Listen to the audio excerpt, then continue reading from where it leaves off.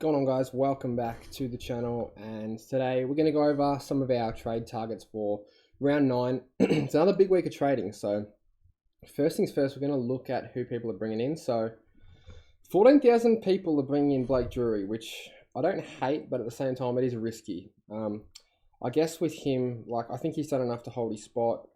Will Phillips might get back in. I don't know. I think it's risky going early, but he is 102k, so can you afford to bring in someone like him? I mean, if you can't quite get an Atkins, I think it's a decent option. But for me, I think Atkins is the best downgrade this week. So if we look at Rory Atkins real quick, and we go to the kick-ins. So he actually had 5 kick-ins from memory, which I think is a really positive sign for him.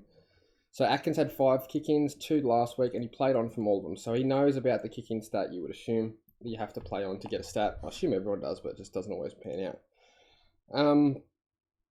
So Atkins is one I'm looking to bring in, no doubt. His scoring power is probably not amazing, but just with the kick-ins alone, it should be enough to hopefully average in the 70s, and maybe make us 150, if we're lucky, 200k. I think he's got a bit of something to prove as well, just because he used to be a good player. But yeah, I don't know if it's been his body or just form, I don't know. But break even of -42, projected score of 63. So if he scores 65-ish, he probably goes up 50k, which I think is really good. So he's probably one I'm almost guaranteed bringing in. I don't think he's a must trade in, but if you're going to downgrade, it probably has to be him. Josh Weddle, I'm not the biggest fan of, but he's another one where at least he's on the bubble, whereas Drury's just not on the bubble. So I don't know if you could bring in a Weddle. His job security is probably not great at all. There's really no upgrade targets this week. Or downgrade targets, sorry, besides Atkins, in my opinion. All right, Noah Anderson. So Anderson, I'm pretty hot on, but I just don't know if I can take another risk on someone like him. I've already been burnt by LDU as a breakout pick. I mean, Anderson is just going nuts. So if you're going to get him, it has to be this week. I think he's got a break even of 9-ish. Yeah, break even of 9. So he's going up 50k this week. He's going to be 650k. He does play West Coast. And if you look at the fixture, right, most people are going to have Matthew Johnson as a loop. Like for me, I've only got the one loop, Matthew Johnson, provided no one gets dropped. He plays early on the Saturday. So I have to take one of these 4 teams, Richmond, Geelong, Gold Coast, West Coast. I have to take one of them VC. And there's not really any clear-cut options besides maybe a Tom Stewart. If I was, or if you were to bring in Noah Anderson, that's a very easy VC option. You think he goes 120 plus quite comfortably against West Coast. So yeah, it's definitely one I'm considering. And he could really make or break your team, I think. So plenty of upside there. Can we trust him? Well, that's the question. I think he's getting better naturally, with just the progression of his career and whatnot, because he's just getting better every week, it seems. But I don't think Took affects him too much. He still had some big scores last season without Took. So if we look at him last year, no Anderson.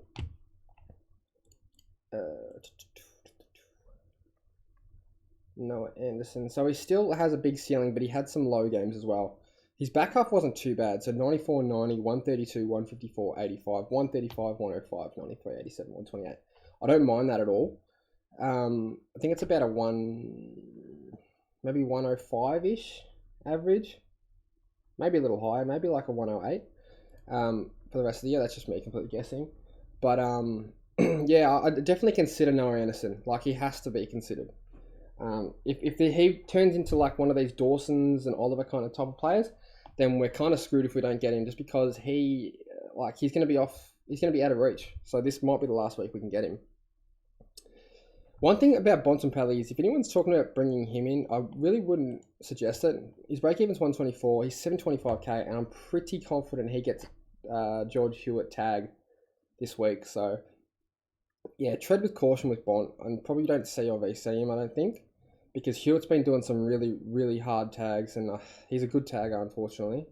So yeah, the way Carlton have been playing, they're going to keep tagging. I think it's really friggin' annoying. Let's talk about some other guys that are being brought in. So Errol Goulden, yeah, I can understand why. 0 CBAs isn't great, I'm not going to lie, but he showed this week that he can get plenty of the ball without the CBAs. So You probably still have to consider him if you don't have him, but I think most of the top sort of teams will have him already. All right, let's have a look at the next guy, and that is Jack Zeeble. So if you don't have him, probably this is the last week to jump on. He's going to be close to 600 next week. Break even of 27, 540k. Looked really good, really good. Just an animal. Like, the way he plays is so pig-like. He goes for every single stat. Like, there was one play where they were on the half-forward flank north, and Zeebel's like demanding the ball in the center square, and I'm just thinking that is just not the play. But yeah, Zeebel's a pig, and you love it. You love to see it as an owner. Honestly, this is what he was doing back in 2020 or 2021, whenever it was. And yeah, it's really nice to watch again as a Zeeble owner. So I probably would bring him in if you don't have him, but assuming most people have him by now. Clayton Oliver, it's so frustrating watching Melbourne games without him. He's definitely going to be started next year. No negotiating. He's starting in my team. I'm hoping he gets a bit of attention from Connor Nash this week, and I'm hoping he gets attention from... I think he had Aish last year, so hopefully Aish, Drew, and Nash are 3 hard tags. I mean, Clayton Oliver, he probably still tons up with all of them. But at this point, I just think I've missed the boat. I've missed all the big scores. He might be the last one I bring in, but yeah, it's really unfortunate not owning Clarion. Just got to hope to God that he gets tagged. And some really hard tags. The only one that really shut him down was De Boer. A couple of years back, I think. So, yeah. He's a beast. He's an absolute beast. Max Gawn, so 512k, Maxi Gawn. I don't mind this pick at all. If you have someone like a Marshall, and Marshall's out this week, which I do, if he's out, Gawn's definitely a good option because he probably will get forward status as well. So we could always just swing him to the forward line once that DPP change comes, because we're only like 3 rounds away from the next DPP, which is exciting. Break even of 80, yeah, is probably the bottom dollar for Max Gawn, 512k. It's pretty crazy to see some price tag like that on him. And it's still clearly his ruck role. It's Grundy got really pushed out, and yeah, it's all Gawn's. So pretty simple. Max Gawn's going to be safe. Top 2, top 3 ruck. No doubt about it. From here on out, providing no injury. Couple more. So Andrew Brayshaw, so he's gone big. Apparently they got a hard run coming up. Sydney, Geelong, Melbourne, yeah. Richmond, GWS. Yeah, it's not the easiest run. Essendon, Bulldogs, and Carlton, Collingwood. And Sydney again. And then Geelong again. And Brisbane again. Brisbane will never again. But yeah. It seems like the attention's going to go to Sarong, if anyone. But yeah, I just don't know if I can trust Andrew Brayshaw. Like, he's just a butcher.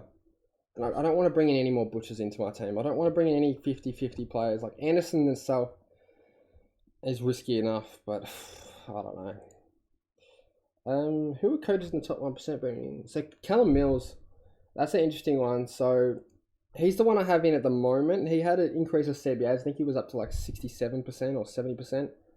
Obviously, he's capable of massive scores. As a midfielder, he's capable of massive scores, and he does everything. He's got the inside game, he tackles, he's got the outside game, he loves cheap touches, always kicks the ball, feels like he's a perfect Supercoach player if he has the role. Question is, does he have the role? And he had it last week. It was a good role, scored 100 odd, but is he going to have it every week? That's the question we need to start thinking about, because it really does seem like he's the Mr. Fix-It for Sydney.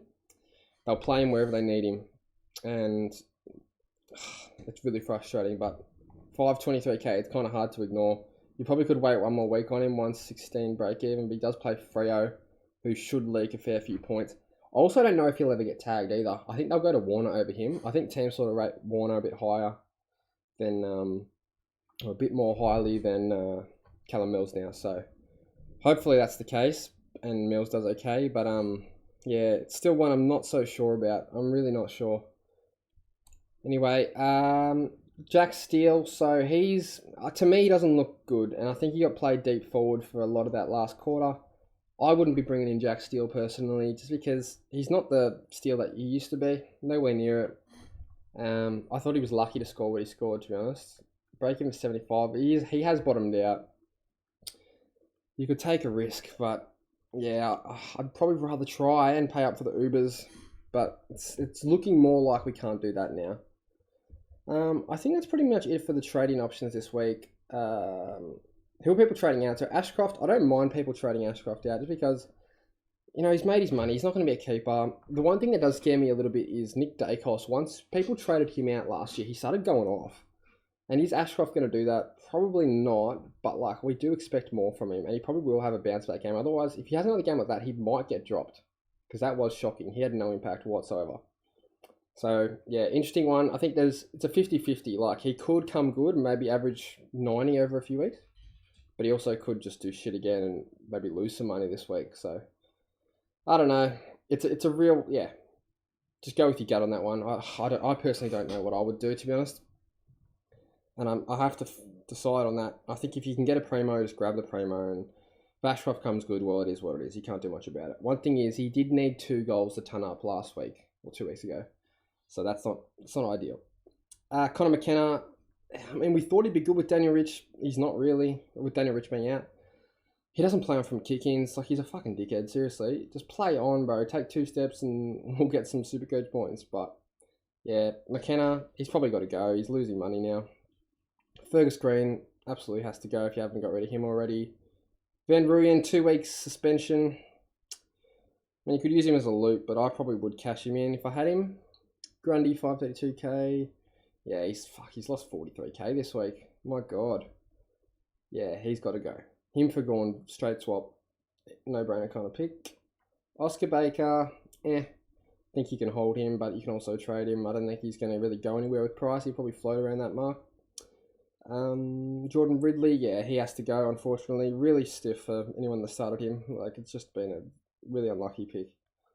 Wilmot as well, I think he could go or stay. It doesn't really matter. Like, they're all... Like, until they pump out, like, a really low score, like a 20 or a 30, then they'll have to go. But until then, like, they can sort of just stay on the bench. Setterfield has to go. 4AK, got no CBAs this week. It has to go. Absolutely must. And people trading Hollands out, 289k. Fair enough, I guess. It's been good if you started him, made 130k. But that's it for the trade-ins, guys. I think if you're bringing in someone like a Jordan Dawson's tempting as well. Like, I don't really know what I'm going to do with my team, and we'll do a little bit of a brainstorm here. But, like, I've genuinely got no clue. Like, I don't know. Like, do I grab a Mills? My gut says that Mills can be constantly played in different positions based on who's injured and who's not, and I don't want a premium like that. But at the same time, he's got the upside. He's in a mid-only role. He's got the upside. We need John Lamont to come out and say Mills is playing midfield from now on. But I just don't think that's going to be the case. So I could go early on a Merritt. Now, I'm very hot on Merritt. The only thing is his break-even's quite high. If we go to average... So he's the 18th ranked mid in the comp, but his break-even's 132. I mean, he could hit it. He definitely could. He's gone, 147, 170, 130 against Brisbane in his last 3. I just think that's a next week move. Could maybe get him a little bit cheaper, maybe like 570. But at the same time, like, maybe I do just pay up now. Yes, he's probably going to lose a bit of money, but at least I've got that safe pick for the rest of the season in Zachy Merritt. So... yeah, that's probably what I'm leaning towards. I can't quite go up to Anderson. And if I reverse my trades, like, I'm pretty keen on keeping Radigalea for now, but I could drop him to Madden for cash. So if we go McKenna to Atkins, who I'm pretty hot on. Like I said, I'm hot on Atkins just because of those kick-ins. Now, if he keeps the kick-ins, then he doesn't need to do too much more to score reasonably well. So McKenna to Atkins gives me 215k. Now, if I get rid of someone like Oscar Baker... I can't quite get anyone. Like, 499k is just not enough. That's why I think Ashcroft has to go. I know he could go big, and he's capable of it, but I just think he has to go. Like, I've got no choice. So Ashcroft out gives me enough to get an Uber or a fallen Uber. You guys can let me know in the comments right now, like, who would you bring in my situation? Obviously, if I could get a Jordan Dawson or a Clary, it'd be lovely. I just don't think at this point we can pay up for those sort of guys. The only way I could do that is if I went Atkins down to like a Weddle, who I just don't trust. I genuinely believe that Atkins is the only decent downgrade target this week. And that's saying something, because he's 200k. So yeah, leaning towards just grabbing Merritt, because like I think he'll be around that top 6, top 8 mark. Great run home, obviously. Yes, he's got a high break even, but I think we just got to back him in at this point. But that's it for the video, guys. I hope you enjoyed. Good luck with your trades this week, and I'll probably see you when the teams come out on Thursday night. We'll do another video. So yeah, see you then.